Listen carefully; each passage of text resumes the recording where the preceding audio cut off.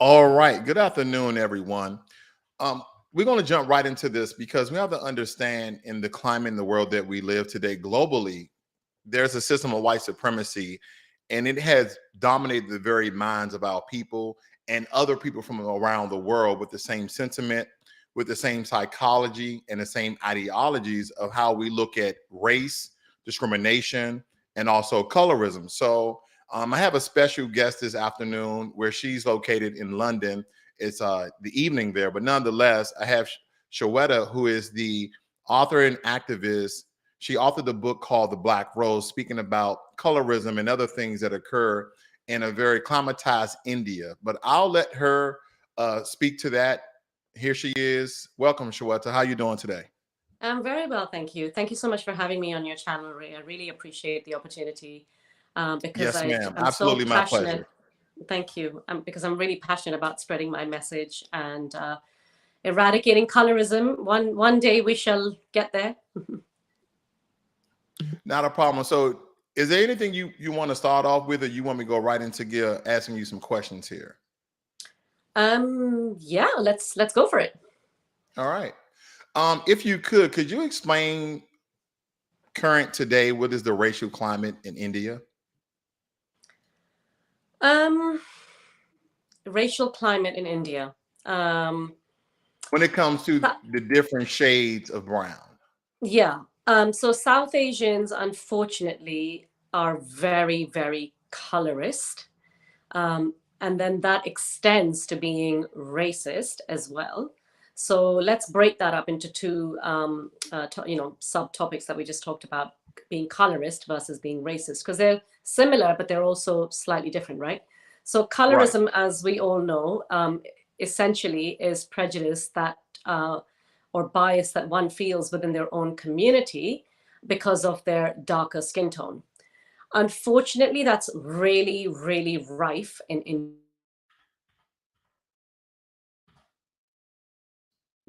A So is call you there? coming. Okay. Apologies. You just was breaking up a little So bit there. That's all. sorry. Yeah. So Go ahead. we know that that's really, really rife in India, even though we are predominantly various shades of brown, right? That's what Indians Right. are.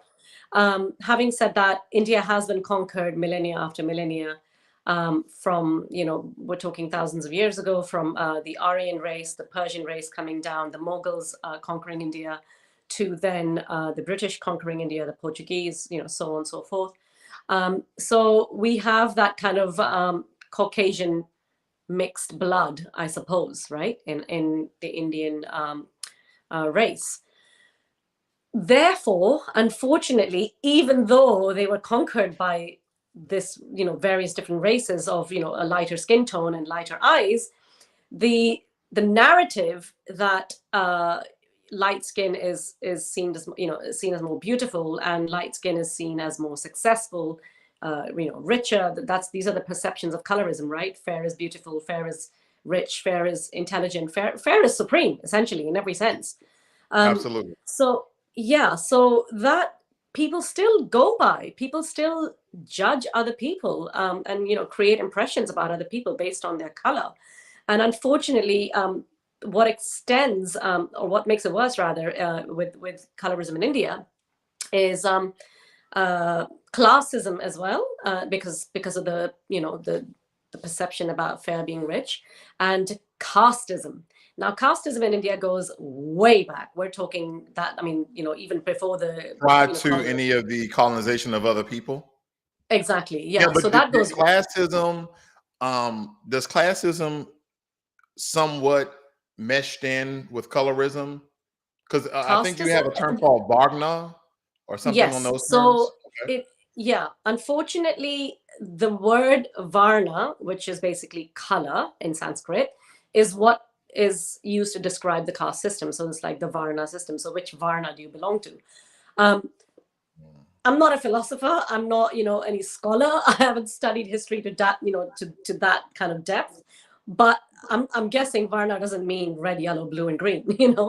Um, so it is quite sad that we see this in India, even in this day and age. Like, for example, the lower caste people, they, especially the Dalits, they are mistreated. There's a lot of discrimination, and generally speaking, they do have a darker skin tone. So as I was saying, people literally start judging you based on your color. They start creating impressions of, which caste you probably come from, or what your financial background is, or economic background is in terms of your standard of living, etc. So that's colorism in India in a nutshell. And then, of course, the media world doesn't help. It exacerbates the problem because, the Bollywood industry exacerbates colorism and perpetuates colorism almost, because of the light-skinned beauties that they have in their movies. Absolutely. So, we see that over and over again, and you don't see dark-skinned representation at all, especially the actresses. There's kind of like a certain color, and, up until a certain color is acceptable. And then, I'm only saying this figuratively, and I don't mean to say this in a derogative way, but under that color, quote unquote, i.e. darker, because they see it as under, is not represented. So, colorism is a huge problem in India, huge. Racism then is an extension of that, because then what South Asians have started, well, how do I put this? Without, what? I'm just going to say it the way it is. Unfortunately, South Asians, Indians, let's just say, because I'm Indian, so let me just talk about Indians, have extended this, and what we now see is racism, and what we have seen in the past few centuries is racism towards Black people, and that is probably and most likely because they see Black people as not as worthy, quote unquote, because of their color, and they're judging Black people by their color. Probably not rich enough, not beautiful enough, probably not, But I mean, with that, it's kind of like it's through the lens of white supremacy ideologies that was put upon Indian people by all the different class of citizens of white society throughout all of the colonizations. Because the funny thing that you brought up, and you hit the nail on the coffin here, and I want to point this story up to us, is Africans in India. This is from the BBC, so this is right out the UK. And this is talking about some of the contributions that Africans actually made to India prior to colonization. Because I think I highlighted a couple of things here just to point out some things. It was stating how a lot of Africans were traveling to India as traders even before they became slaves within the 14th century. I think they have history back from the 4th and 5th century of coming over to India and being traders and merchants and sailors and things of that nature. It states here that it says African men were employed in very specialized jobs as soldiers, palace guards, or bodyguards. They were able to rise through the ranks, becoming generals, admirals, administrator. And a lot of this history is not prominent in India. Like, you can't find this a lot of this information, unfortunately, on Indian sites. It states here also that early evidence suggests that Africans came to India as early as the 4th century, but they really flourished as traders, artists, rulers, architects, and reformers between the 14th and 17th century, which is kind of a weird dynamic because at that same time, when they were coming in from, East, or I kind of get the regions messed up, East or West India, they also had slavery at the same time. It states here that Africans also rose to prominence on the West Coast. That's what it was, West Coast of India. Some of them brought their traditional music and their religion with them of Islam. Okay. Yeah. Indian rulers trusted Africans and their skills. Now, at the time, I know we're talking about hundreds of years ago. It also states here that Africans sometimes did seize power of their group, like they did in Bengal. Is that still a region there in India? Oh, yeah. There is West Bengal, which is part of India, and then there's Bangladesh, which is a country. Okay. And this picture is famous that I've shown before here on the channel. I actually did some history on India and the colorism a little bit, maybe about a year or two ago. So this is very important that we have in this conversation, that we see African guards here actually protecting maybe some political official in India. And I believe this is in the early 1900s. Yeah. So back in 1904, you see African guards escorting a royal procession during this time. So Africans has been part of Indian history for quite some times, but it has not been given the coverage and the attention that I believe that it needs. Because when you stated that Indians had this inherent sort of ideology by the way of colonization, right, and having those ideology that were essentially not worthy, it kind of baffles me to a certain degree, because at one point in time, my ancestors, by the way of Africa, were joined with your people, right? Yeah. A lot of them was released from slavery and stayed within Indian society and became, guards and traders and merchants. And guess what? Let me scroll down here a little bit. This Ethiopian African here actually became a I forgot the actual name. Some of these words, forgive me, I don't know how to pronounce, but That's he okay. said this is in India. The African ruled state of Sanchin was established back in 1791. So there's a lot of history here between Indians and Africans that really doesn't get coverage. And to this day, I don't know if a lot of Black Americans really dive into why there's such this discrimination that we have with non-white people, but some of us shared some of the same history. Because even the British, when they was colonized you guys for what, 190, 200 years, they actually had you guys in slavery. Yeah. So, when you say it baffles you, trust me, it baffles me. And it just doesn't make any sense, because basically what the behavior demonstrates is like that of somebody being bullied, and then that bully growing up to then projecting it on other people and bullying other people, right? So like that's what happens in schools, right? Kids get bullied, and then if they get bullied a lot, then a few of them turn to bullies themselves.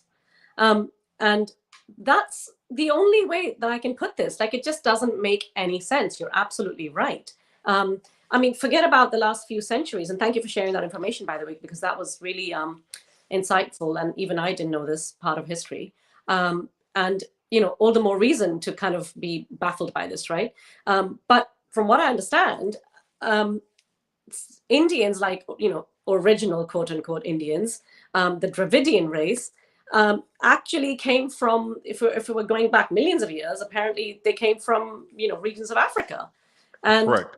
right. So, and hence probably the similarity between the facial features, the color, the, more melanin, because South Indians generally have, those sort of features. I've seen Indians when I was in the Philippines, dark as me, and I was shocked because here's the thing. I've seen, Indian women from a distance, right?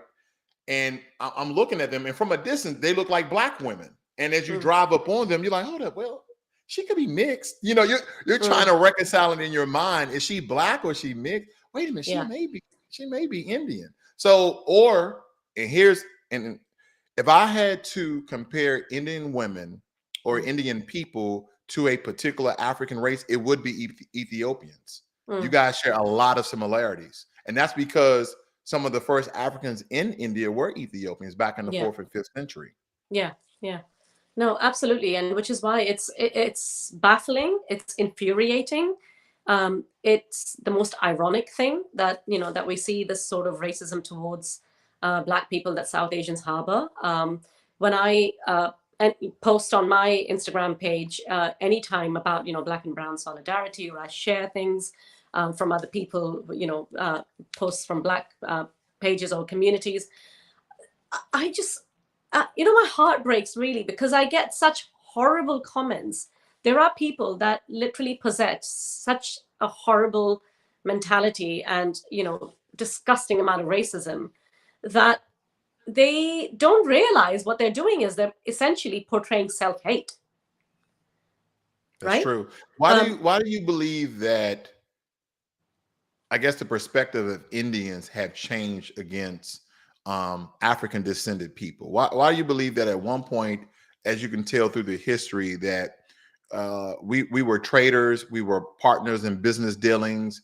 There was a lot of things that the Africans provided, and of course, with different spices out of India that they provided to the Africans that came over there. Why do you think today, even with the white supremacist ideology that a lot of our people have, and to kind of just to add this in there, with even in Black Americans, our history also depicts a certain level of colorism. I know we had two types of tests. One is popular, one is not so popular. One is called the chocolate bar test. Mm, If you was darker than a chocolate bar, you was essentially oppressed even by your own people to some mm. degree. And then another one was called brown paper, the brown paper Paperback. bag test, where they were scrutinized.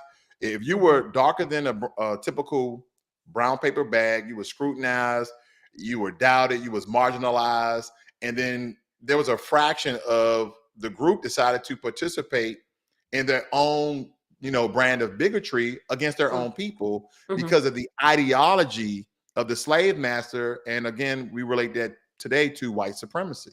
Yeah. So I just wonder why. What do you believe happened where I guess colonization? I mean, that's probably the biggest results Mm. of it. But why do you think they still have that today, even with all the knowledge and history that we know about one another? So I think it is really unfortunate that this continues to happen in this day and age. Unfortunately, colorism is, it's not just contained within India. There is rife colorism in the Black community as well, and I see that and I hear about that a lot. I'm a diehard fan of Sarah Webb, Dr. Sarah Webb, called Okay. Colorism Healing, and she posts a lot about colorism within the Black community. I follow a lot of anti-colorism activists based even in Kenya and other countries. So there is a lot of colorism even in the Black community itself. So it is really unfortunate because, as you said, well, the reason is white supremacy, right, and white skin privilege, Absolutely. right? Um, it's the exact same reason for the Indians, because they were oppressed and treated as slaves. In fact, were slaves to the British for a while, and the kind of people that actually got any decent jobs whilst the British were ruling India were the lighter skinned Indians, right? So Right. you would see signs outside restaurants and other public places saying darkies and dogs not allowed. Wow. So there was that, in a way, the paper bag test for them as well. I don't know if there was actually such a thing, but according to, whatever color you were, if you were deemed light enough, you were given better jobs. You were closer, quote unquote, to the British people. And so therefore, the Mm. darker ones, by definition, then implicitly would be like treated really, really poorly. And they were the ones who were labor class, out in the fields, you know, mistreated, right? Um, that I think has basically been drummed in, and it's now so deeply entrenched in the Indian mindset that you kind of continue to see this happen even in this day and age. So unfortunately, and that's what they've extended now to the Black community. So unfortunately, you don't see this just in India. Like I grew up in Japan, and I saw colorism in Japan as well.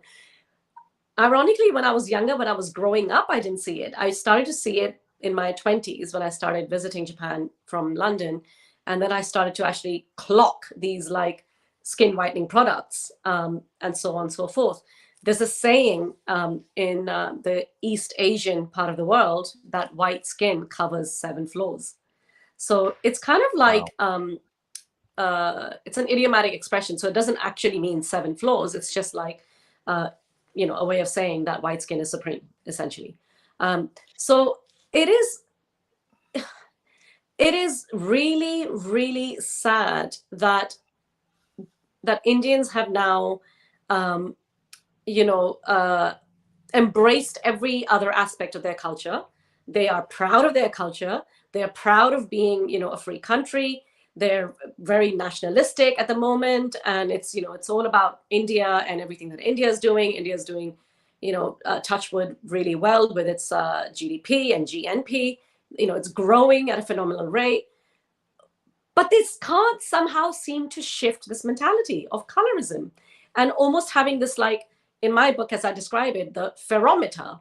Um, and everybody is judged by this ferrometer. And it's exhausting. It's unfair. Excuse the pun. Absolutely. No, um, absolutely. Absolutely.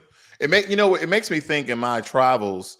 I've been to various countries, and I'll just point out just a couple. I'll point out Brazil and I'll point out Colombia. When I went to Brazil, Brazil have a large African descendant population, but in the Copacabana area in Rio de Janeiro, all the homeless people was my complexion.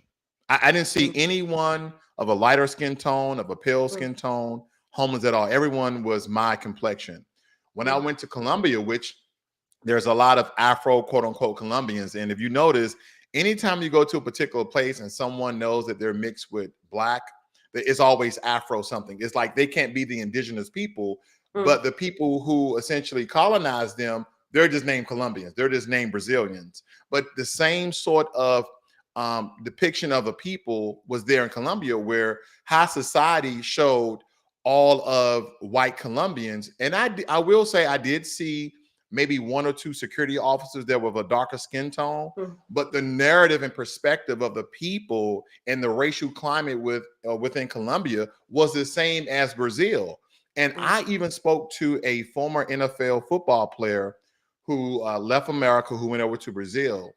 And I was very confused on his ideologies because he said, oh, it has nothing to do with the color caste system. It has something to do with the class system. And I'm like, well, if you look around, you see all the people here are homeless. They are of more African descent than the people who are living a better life. And in high society, you don't see any discrimination or racism. It's mm. this class, like everybody's just poor who has darker skin. So it really amazes me how even our own people are fooled by the system of white supremacy. But let me ask you this. What are some of the obstacles that you've overcame in India and being considered a dark-skinned woman or a very brown-skinned woman? That I have overcome. I haven't, to be honest. Wow. Yeah. And I'll tell you why. I went to India back in December 2022, so just literally 2 months ago, and Wow. I saw colorism everywhere, everywhere. Wow. Till this Yeah, day to with this other day. Indian folk. Yeah. Now, I So would when say in the you, black community, we've to a certain degree, I don't see it anymore. We've essentially eradicated. There was a time, there was a time in history where I was considered ugly, right? Because I had dark skin, and brothers who had your complexion and lighter were considered more handsome. And mm, again, we have to understand the psychology of this. It's because they're closer to whiteness, hmm, and this is from colonization of the mind that we still have not overcame. But I will say, as far as the racial climate within colorism, mm. I can be a testament that in Black America, it's a lot better, if not all eradicated. But you're stating till this day, Indians as well as other countries I've been to have the same sort of ideology of colorism. Oh yeah, absolutely. Wow, So the skin whitening products, the range that you see wow, in the Middle Eastern part of the world. You see a lot of these products even in Africa. You've got like it it's is not definitely just. rampant in the African continent as well, in the Caribbean. Yeah, and it's not just skin whitening products. I mean, there's a darker side to colorism. So people are actually taking these like injectables, which are melanin suppressors. Injectables? Yep, and basically they're melanin suppressors, and they obviously then they whiten your whole body as opposed to just whitening just your Whoa. face, Okay. because the tubes are Okay. just about that I'm small, sorry, right? Shweta. I'm sorry. I'm sorry. Hold on. Hold on. Okay, so you're stating, okay, let me be very transparent here. I have used whitening cream before. Mm. I've used bleaching Yeah, cream I have before. too. Now, the reasons probably differ, but the reason why I use whitening cream is because when a lot of people who have high melanin, when we smash our nose, you see Mm, there's a line that forms here. mm, Yeah, we kind of like a crease line, because if you're scratching your nose like this, there's a line that forms. So I've just used it right there to get rid of a dark line, right? mm. Um, but it's just funny that you should say that, because I've never could imagine that you could suppress melanin. I can understand Yep, that there's chemicals that you can, get melanin off your skin, but to suppress melanin, this yep. must be very expensive as well. So they're basically like called melanin suppressors. That's just a nicer word for these steroids and chemicals that you're injecting in your body. They're essentially like, bleaching you very, very rapidly. And it's terrible, terrible for your health, for your skin health, obviously, but also Wow. all sorts of other ailments. You can get, kidney problems. You can have liver cancer, skin cancer, obviously. You can have problems with pregnancies or even being able to give birth. There are just horrible things that people do and go through. They go to that extent to want to become whiter and want to become lighter. Um, Wow. so, there's these injectables. And then, of course, there are like apparently some sort of bleaching agents that you can take as an expectant mother to bleach your baby before the baby is born. Yep. Now, I know you have a personal relationship with skin bleaching cream. Um I was reading some of your book. I had to download the audiobook because we had bad weather here in Texas, but it's still coming here. But nonetheless, that you suffer from some addictions of skin bleachings as well, right? Can you tell us a little bit about that? Yeah. So, unfortunately, I am one of those who succumbed from, a very young Oh, very age. quickly. Prior to you using skin bleaching, was your skin darker than it is now? Yes. Yeah. So, what would you explain your color to be prior to skin bleaching?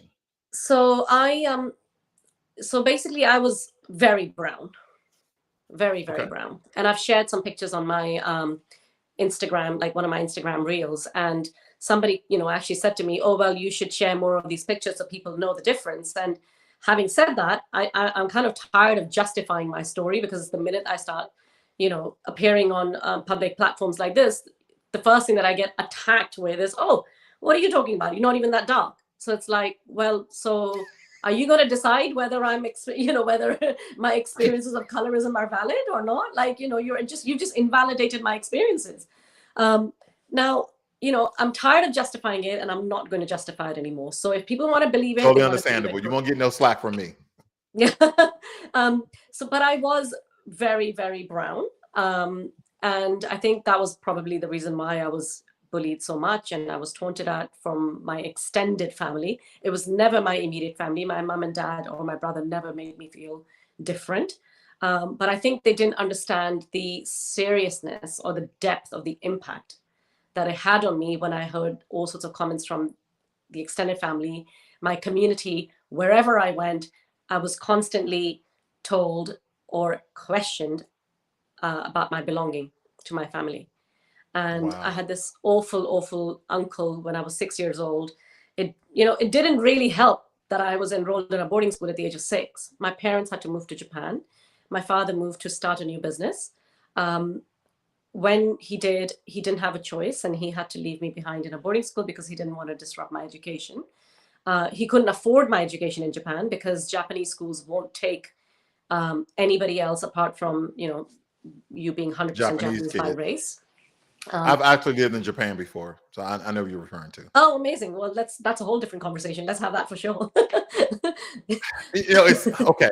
I'm gonna Yeah. go there, Um, but I'm gonna go to Korea. I'm not gonna go to Japan. I'm gonna go to yeah, Korea. yeah, yeah. Um, they suffer for colorism as well. They do. Mm, Korean people do not like to look brown or tan or anything mhm, to the extent, and this is from my own personal experience. So I'm not speaking about all Korean people. You got to say those things. mhm. When I was in Korea, in order for Koreans to still fair or light or white skinned, the women will walk around on a nice sunny day with umbrellas. They will Yeah. also put on white makeup to be even whiter, to Yes. be even more fairer. I mean, The same thing happened in Japan. right. Exactly the same thing. I mean, one of the forms is the geisha. A lot of people Yeah. don't understand that. Like they think that's beautiful, but nonetheless, this just goes to show you the ideologies that the system of white supremacy and colonization have brought to all the different people from around the world. Now, I do have some Mhm. other questions here for you as well. Now, Mm. this is kind of going back to the skin bleaching. What do you believe the pros and cons of bleaching cream? Like, are there any pros and cons to bleaching your skin? I Oh, mean, there's we know there. absolutely no pros. I mean, now that I think about it, I actually think like, why on earth did I do that? And it Mm. affected my mental health. It How long did you affected do my it self. for? Um, so I would say almost 3 decades, on and off. Okay, so decades are 10 years, right? Yeah, on and off. So Yeah. 30 years? Hmm. Did you have to get like social support or a therapy, see a psychiatrist or anything like that? Because to Well, to do something that I guess became a routine and very addictive, mm. how did you come out of that and eradicate that from your life without any professional help? So I guess that's where I'm really proud of myself for having that discipline, because I'm not kidding. It is like an addiction. It's like becoming Mm, clean, right? yes, So the narrative is so deeply entrenched in our mindset that you want to naturally reach out for those creams, especially when they become a standard product in your basket. Um, so it took me 2 years. It wasn't easy. I cheated a couple of times. Um, but I think what kept me going what? this Okay, hold time, on. I'm sorry, you said you cheated. When was the last time you cheated? more than 18 months ago, More than 18. And why did you cheat? it was again the, coming back, like the same mindset, like, oh my God, I can't get a tan and I've just come back from a holiday. So let me just, Mm, you know what I mean? right. But this time round, I think what made a difference, and this time round, I knew that this is permanent now and I don't want to ever, ever go back to this, is because I have never, ever felt such shame and such guilt that I did from what Wow. came out of the Black Lives Matter movement triggered by George Floyd's murder. Right. And I felt tremendous, tremendous guilt and shame, because even though I have never explicitly been racist towards any race, and I'm not one of those people who will bully others because I've been bullied. If anything, I have kindness and compassion and empathy for people, and I genuinely believe that. But what I started realizing is that that act of racism, that atrocious act of racism, essentially, was to do with white supremacy. And when you extend white supremacy to colorism and the perceptions of colorism, it again is white supremacy and the white skin privilege narrative, right? So when I linked the two together for the first time in my mind, I realized I can't be standing here in a protest in one of my local parks, passionately supporting the Black community in the Black Lives Matter movement, that's gone global, when I've actually succumbed to colorism. I'm the biggest hypocrite on the planet for doing this. I'm standing I must here, agree. I must you know, agree. yeah, and I'm like, I'm standing here after I've just left home applying a skin whitening cream, and I'm wearing a red cap because I don't want to tan, and I'm standing here trying to look into the Black man, Was it Make in his America eyes. Great Again? Was the red cap Make America Great No, Again? no, no. No. I'm um, just kidding. no. Oh God, no. um, that's a whole different conversation again. I plead the fifth. I plead the Yeah, fifth. but yeah, the guilt and the shame that I felt when I had that moment of like epiphany and that awakening, I have never ever felt like that, never, Wow. and that really hit me hard. And that's when I started, going back in time and trying to understand, how have I come here? How did I become this person? Right. And what happened? Let's unravel everything and let's go back in time. And that's when I realized, when I started to dig deeper, like, oh my God, this goes back to when I was 6 years old. This is what was said to me repeatedly, and this was what I was told. And You everything know, the started to kind of same come flooding to the forefront. And the that's why same I started occurred to writing my me book. growing up, Shweta, where I was called names like tar, because tar is that I'm dark so sorry. substance. Yeah. I was even called a minute after midnight. meaning you're very dark, Yeah. ugly, blacky, darky. I've been called, all those names. So I do understand what the bullying and the name calling, essentially comes from. Now, what do some Indians think behind the information you're divulging and telling the ugly side of your culture? How are they responding to you with that? Because I'm pretty sure by this time, with your very popular book, The Black Rose, what we're going to get on a little bit later here, that is probably blowing up around the world. What are they saying about it? What are the Indians in India stating about it? Let alone American and UK. So Indians in India, I don't think are ready for this book yet because it's so Mm, brutally honest that I don't think the market is ready for it yet. At the moment, my sales are mostly in the US, UK, and Canada. Even though in India they can, download a Kindle version. Um, I would be really interested to know what India thinks of this book because it's like opening up a can of worms and it's like showing, holding a mirror to them, right? Um, mm. they're not going to like it. A lot of people here, like we're Indians, we're not going to like it. Nobody likes to be called a What is hypocrite, it? What is right? the But language that Indians speak? Hindi, that's the national language, Hindi. But Do there's you like have the book 20 written in something Hindi languages. as well? Yes, I would like to because my Okay. mother doesn't read English and she's desperate to read the book. So although Okay. I've kind of walked it through it chapter by chapter, I want to translate it in Hindi for her specifically. I understand. So you don't. So it's not in India yet.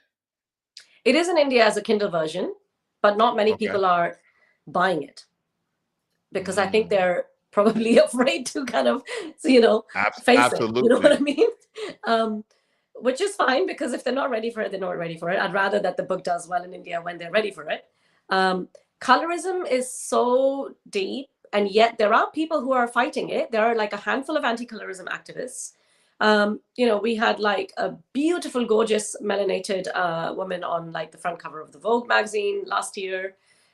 This 13-year-old girl who's like a model as well, and she's everywhere on billboards right now.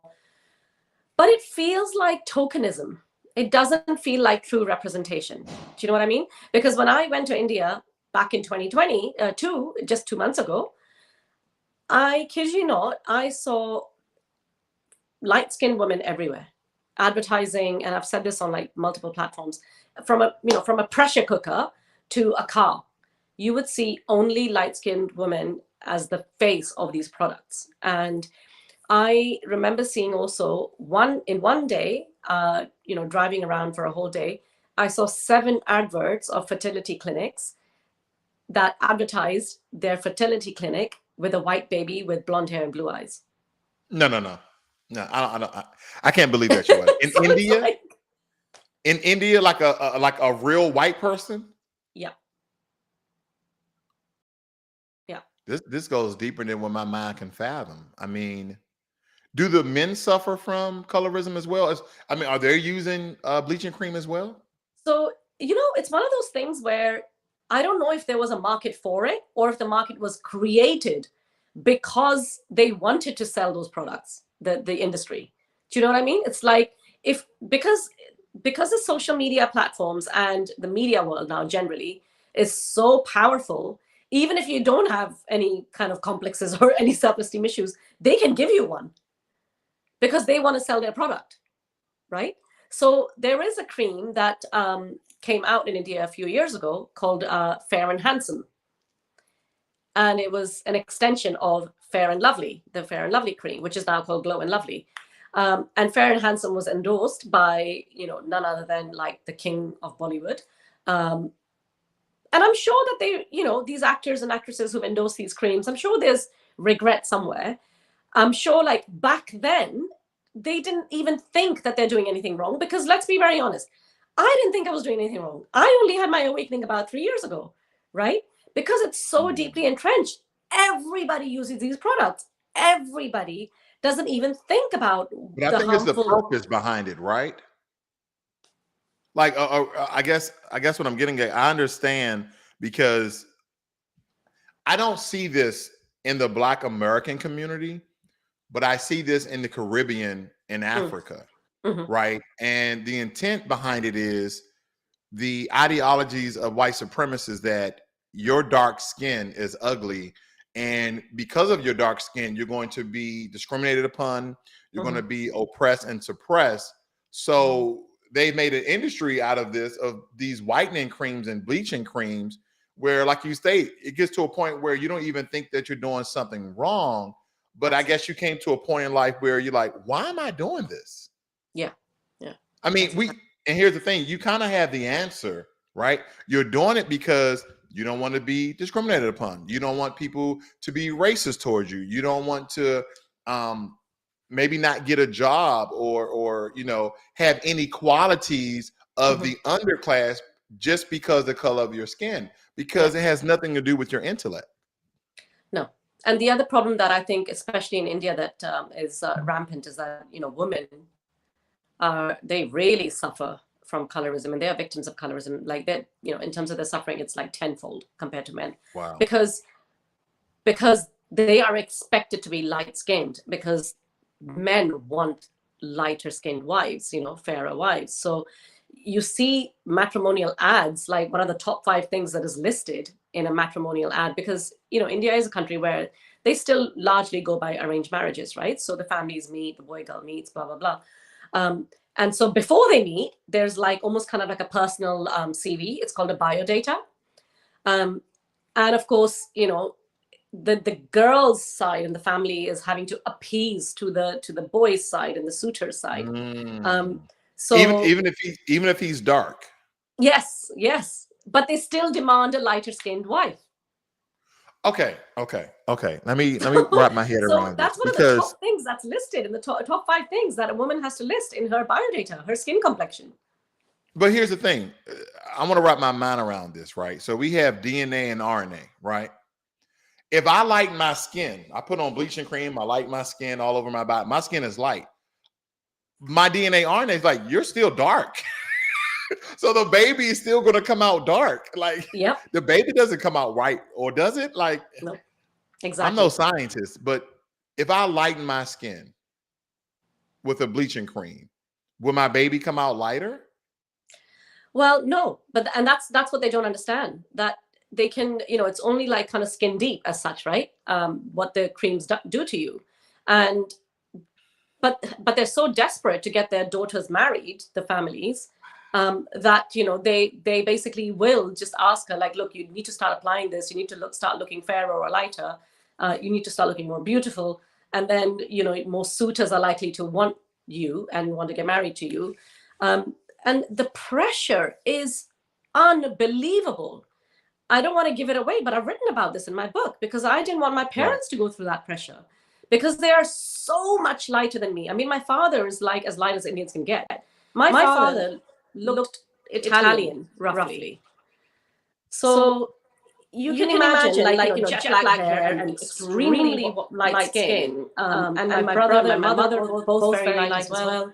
So for me to be very brown, you can imagine the kind of pressure that I felt, because I did grow up in the 1980s and 1990s, and meeting suitors through the family.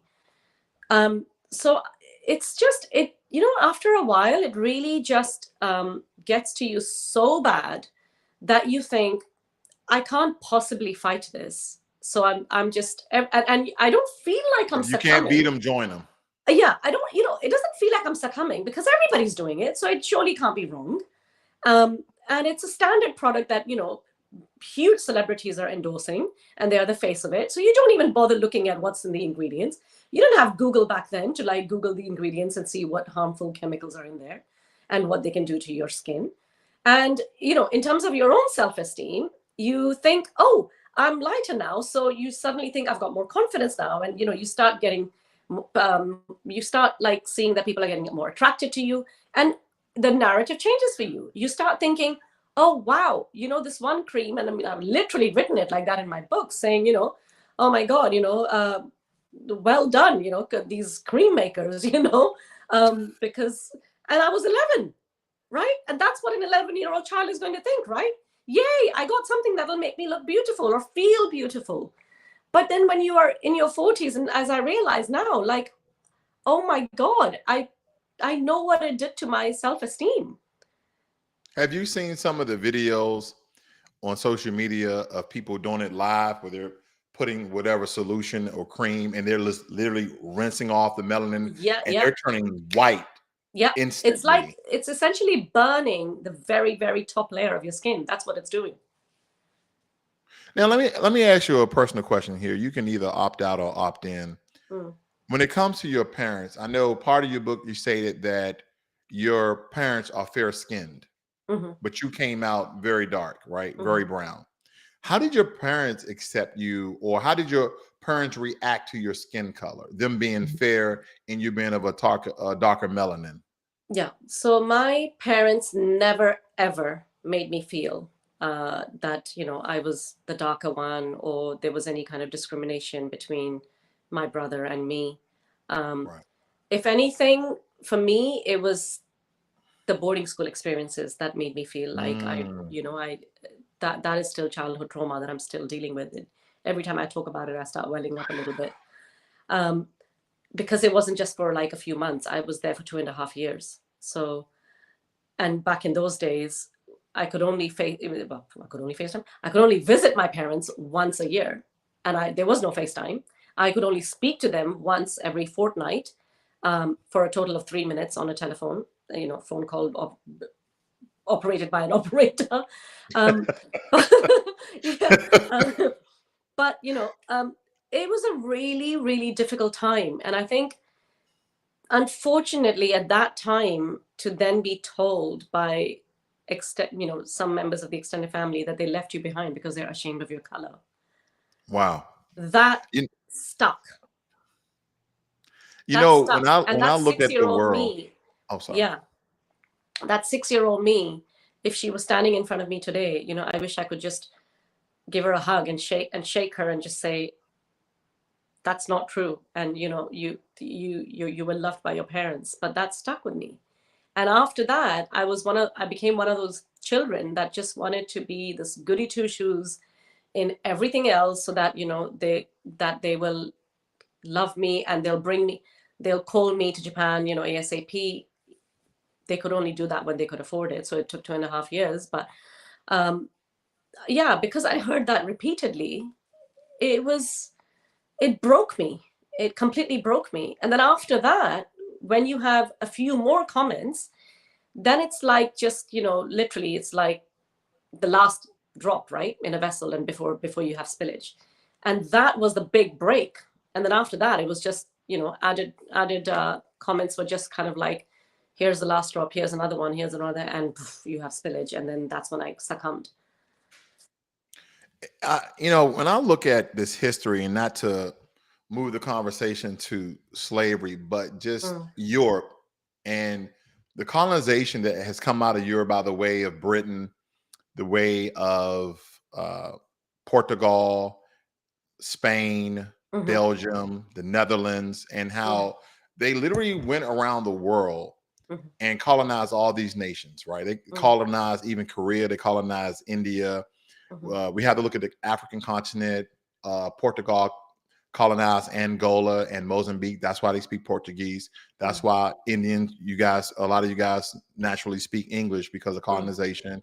And a lot of the other, countries around the world, just like all of Central America, Mexico, all of these people are called Hispanic, where mhm, they don't even have a race because they're mixed with the indigenous people of that land mm, and Spaniards out of Spain. mhm, And all of us are essentially colonized to believe that a particular color, right? We get to color and then we get to people, right? mhm, So not only do we have the color, then we are the people. If you are African descended by any means, don't matter where you are in the diaspora, whether you're in Australia as a Aborigine or mhm, you are in Jamaica, it mhm, doesn't matter if you share the skin tone really on any shade and then have the pigmentation of an African, you mhm, are literally oppressed. And mm, thinking of the history of India with Africans prior to the colonization by the British, I mhm, wonder, have Indians actually went out to maybe something similar in India as far as their DNA is concerned, to see their ancestry, their lineage, mm, where you're swabbing your mouth, taking some DNA. and to see if they have any African blood. Because I'm pretty sure, like I'm pretty sure there's a large population of Indians who even bleach their skin, who are naturally fair skinned, may have a high percentage of African blood in them. Yeah, absolutely. I wouldn't be surprised by that at all, at all. And you know, and likewise, they probably have some Persian blood, and you know, that too, yeah, and which Caucasian is blood, because Persia is what, modern day Iran, right? that's it essentially. Yeah, Right. and they most likely will have that because they were conquered by the Aryan race, which is the Eastern European race, right? Yes. And the Persian race, and yeah, I mean, that's the beauty of India. Like, you see such a variety of races, is essentially race within race, right? So if you go up to the northern region, you see, the Kashmiris being very, very, very light skinned, light eyes. You go down to the south, you get like, gorgeous melanated people, lovely thick hair. And it's just such a shame that yet the narrative or the standard of beauty, there's only one very flat, very narrow definition. Even though it's a country with such diverse, communities, and so much beauty in the various different shades that India has. But when it comes to like the standard of beauty, there's like a very narrow definition. It's funny because, as a Black man in America, have I seen, beautiful white women? Yeah, I have seen beautiful white women, but I won't lie to you.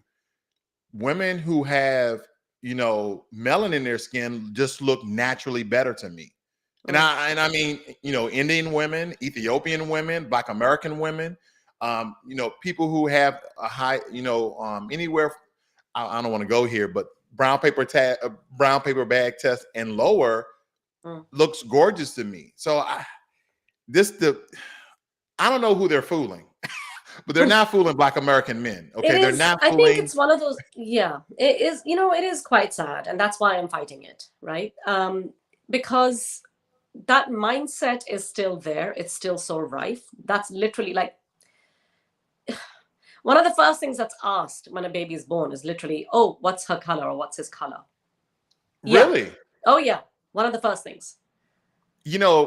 And I'm again being transparent. We had some of that same rhetoric within our community when I was younger. Oh, he dark. He real dark. And Black men, my complexion, will go out and date women your complexion or lighter within the Black community, so the baby would not be dark. Lil Wayne, who's a famous hip hop artist, he only would rap about red bones, meaning a light skinned Black woman. So we had suffered from that. I don't really hear that much anymore, right? Other than certain women being in videos. It's there in Africa still, from what I understand, and the absolutely people that I follow, it's still rampant. And darker Black men wanting lighter skinned Black women to date or marry is still very much what you see. And likewise in India, right? As I was saying, you can be told. That's the thing. You can be told dark and handsome, but you can only be fair and lovely if you're a woman. It has to be like this. That's great. I mean, I've dated dark-skinned women darker than me. I've dated, a woman from Nigeria, a woman from Kenya. I'm married now, so honey, I don't want my wife to hit me in the back of my head. I guess, I mean, that's the thing. Another thing that I get, a lot of backlash about is, well, what are you talking about? Not all people, not all Indians think like this. And I'm like, well, obviously, I'm not talking about those Indians, am I? I'm trying to change the mind of the Indians who do. You ever heard the terminology "hit dogs holler"? No. That means they were affected. That sounds funny to me. Right. Now, tell us, before we get out of here today, tell us more about your book. I'm going to make sure it's going to be pinned in the comment for people to go and buy your book. Again, we had ice storms here, so I had to read, the Kindle version of it a little bit. But tell us a little bit more about your book to promote it, so people can get the information out there. Thank you so much, Ray. I really appreciate that. And I'm sorry, I actually forgot to bring a copy of the book with me. So thank you for this. The book is here, but the book is here with you. Thank you. Yeah. So the book is called The Black Rose, and there's a very, very, very deep reason behind why it's called The Black Rose. You'll find out in chapter 9 when you do buy the book, and something that resonated with me deeply, and it's stayed with me from my boarding school experiences. The book is basically about my journey as a little girl from the age of 6 all the way to 43 when I was. Yes, 43 back in 2020. And it's basically about how I succumbed to colorism after repeatedly hearing these taunts from extended family, from the wider community, and having that kind of, like just kind of wearing away on my self-esteem. And what it does to you, essentially what colorism does to you, especially women. And the journey is, my purpose behind sharing my journey is that I want to help other women heal. And before they heal, they will unfortunately probably go through that pain when they start reading this book because it'll resonate with them if they have experienced colorism themselves. But the idea behind being brutally honest with my feelings is that whilst it's painful for people who, may be victims of colorism and who are reading this book, it will resonate with them and it will then heal them. And the second and more important, actually, message in this book is for those who perpetuate colorism and for them to understand the impact of their words that it has on young children like the 6-year-old me and what it does to us and our psyche, and why the colorism narrative is so wrong, because it's literally the skin whitening industry thriving off people's low self-esteem, and why we need to fight it together. Well, Shweta, I mean, this is one of the most important books that I started to read for quite some time now, because thank you so much. We don't in the black American community, we don't really get too many people speaking about racism, colorism, and how that affects. But for such a closed society like the Indian people, where you don't hear too much come out of India, believe it or not, my wife and I, we actually listen to. It's one of the only news channel we listen to consistently, called WeOn. You ever heard of WeOn? No, I haven't. WeOn is actually an Indian-based news station, and I actually have a channel on YouTube. But they do world news, so I mean, but they're really transparent with I believe they're non-biased. But yeah, for such a closed culture and society, other than immigration, this book is astounding, and I believe that hopefully a lot more people buy it, read it, and understand from the experiences that you have and how this is very dangerous, and it perpetuates the system of white supremacy that you would judge people simply on the shade of their color. So thank you. I do appreciate your time today. Oh, thank you. Thank you so much. I hope you enjoy the book, and thank you for giving me this opportunity again, and for helping me spread my message through the book. I really appreciate that. It's all about the message, and I just want to make a difference so badly. And what are your social media handles so people can follow you? Yes, thank you. So I'm on Instagram, which is my most active, which is where I'm most active. And it's called The Black Rose Way. My YouTube channel is also The Black Rose Way. Having said that, I haven't really started posting on YouTube yet. I intend to very soon. So please do follow me on Instagram if you can. The same handle on Facebook as well. So all 3 channels, The Black Rose Way. Thank you so much. And you have a great evening there in London. Thank you very much. Thank you, Ray. You're welcome. Bye-bye. Bye-bye.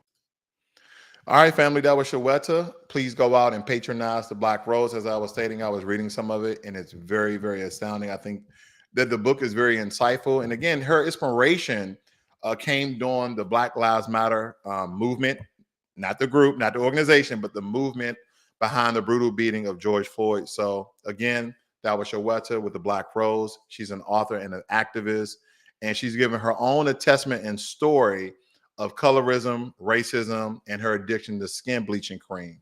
So you guys go out and buy that book, and hope you enjoy it. the way I have. You guys have a great and wonderful day, and I see you guys on the next one. I'm out.